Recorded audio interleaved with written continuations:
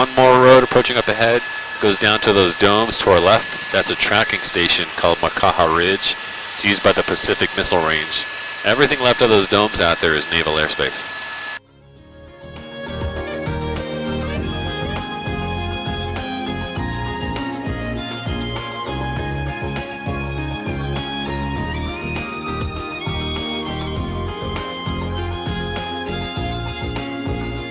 Now, if you ever want a little bit of a longer trail up on the canyon, but something with a great payoff, try the Nuololo Trail. It ends up on the edge of that cliff straight ahead of us. But if you hike all the way to where you reach a metal fence, it's an epic view. And ever since they closed the Nepali Trail last April, this is the last trail left up here that you can still see Nepali from the ground.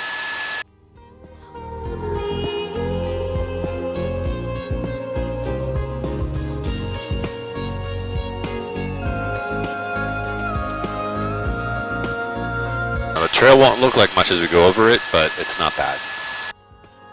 It'll be on the edge of this cliff up ahead of us, so you can already start to make out that narrow line there. That's the trail going way down there.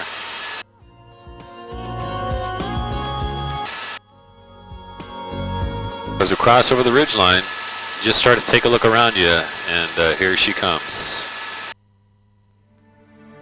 Welcome to Nepali.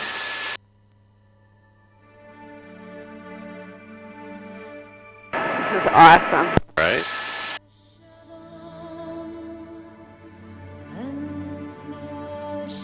That beautiful reef down to your left, Steve, that's Nuololo Kai. Some of the smaller boats use that spot. A lot of sea turtles hang out at that reef down there. Looks like we already got a couple boats down there.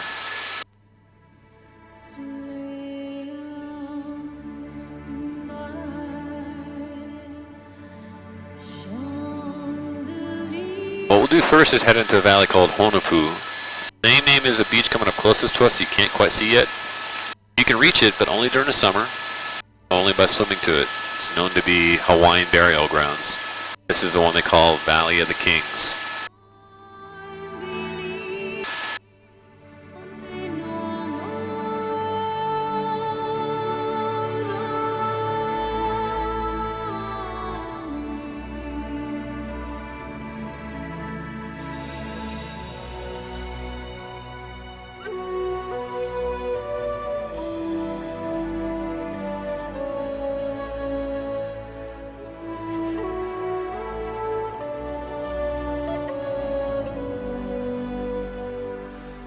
How deep is this water here?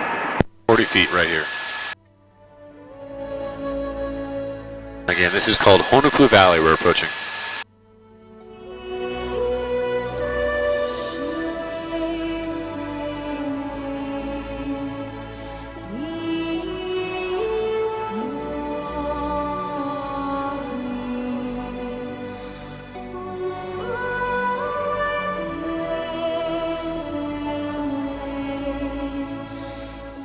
The reason I love the valley though is we get towards the back, I want you to look way back behind us here like you're looking towards the ocean, but also don't forget to look up around here. These are very unique cliffs. They're called fluted cliffs, sometimes called cathedrals. They stretch up about 3,000 feet.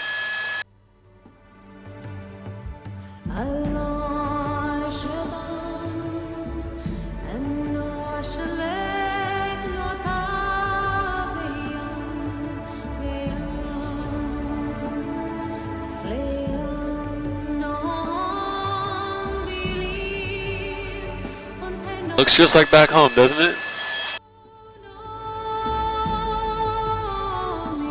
I'm gonna say I've flown the entire state of Wisconsin. I think your highest peak out there is a cell phone tower. You're probably right.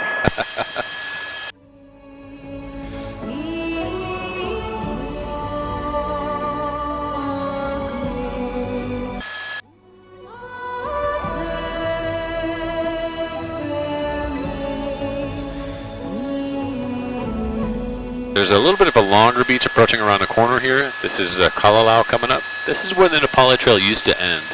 22 miles round trip, about 9 hours one way. You'll see a lot of people paddle to this beach in the summertime. It's just too rough in the winter. Here's what you can do though. Drive to the end of the road up in the canyon and you can look right into Kalalau Valley up ahead of us. It means to wander. The overlook's at the top of the cliffs way back in the valley. There's a trail up there that runs the contour of the ridge called Pahia. Super easy.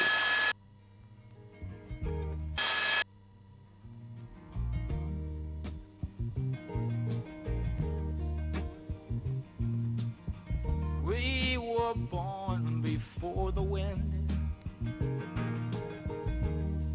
also younger than the sun. Amazing formation. Right?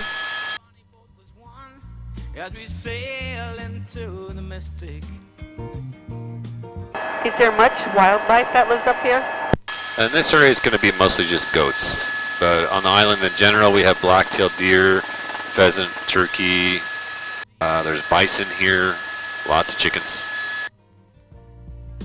Take some home with you if you want. Chickens, that is. Is there a hunting season for the deer? Yes, yeah. Where that foghorn blows. Here's a little bit of the trail. I would say if you look straight down to your right, that narrow line way down below you down there, zigzagging back and forth, that's the trail right there. And that's the easy part. That's about 9 miles in. The hardest part of the trail, you can look this up later on online. There's a bunch of videos about it. Look up something called Crawler's Ledge or Crier's Ledge. They're the same place. The trail is down to our left too. See that sea cave low to our left there, Steve? There's a waterfall across it. Trail's right above it. There's a flat spot on the tree line down there on the edge of the cliff. That's one of our search and rescue helipads. They all look like that. They're all tiny.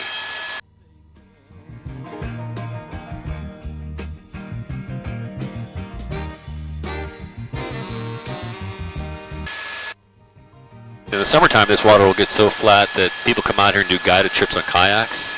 And then just within the last few years, I've started seeing a lot of people stand up paddle in the Pali. There's dozens of little sea caves out here they can sneak into. Still about 40 feet deep, this water right here, Betty. Where that foghorn blows.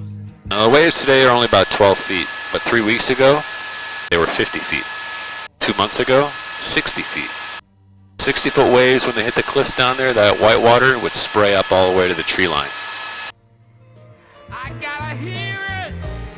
I don't have to feel it. Now, the real dark spot you see in the water to our left there is just shadows from clouds. I'll show you the difference between coral and the bottom of the ocean here.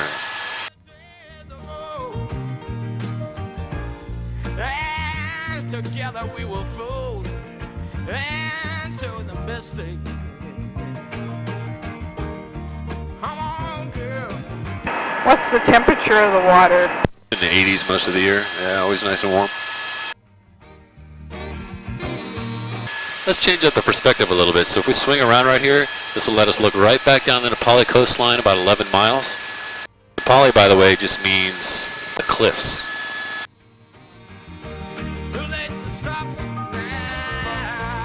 Take a look. And you guys are pretty lucky today, because the normal weather pattern on Nepali this time of year, these clouds should be covering 50% of the mountains. As you can see, it's wide open.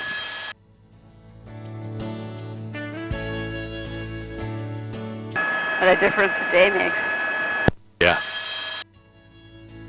Always worth the wait.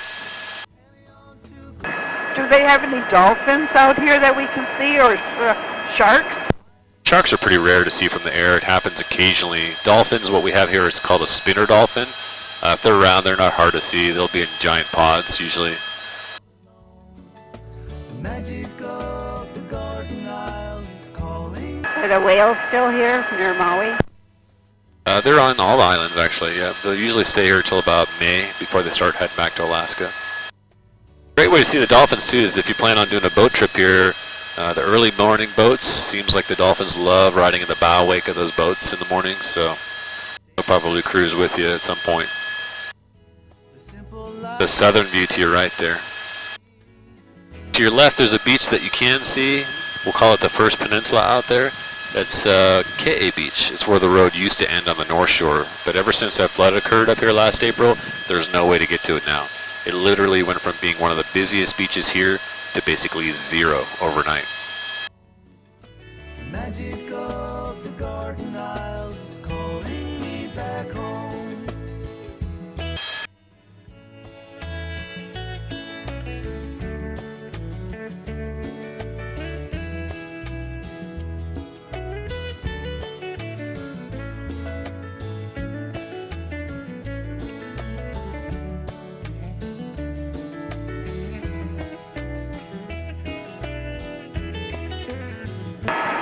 the boat down there?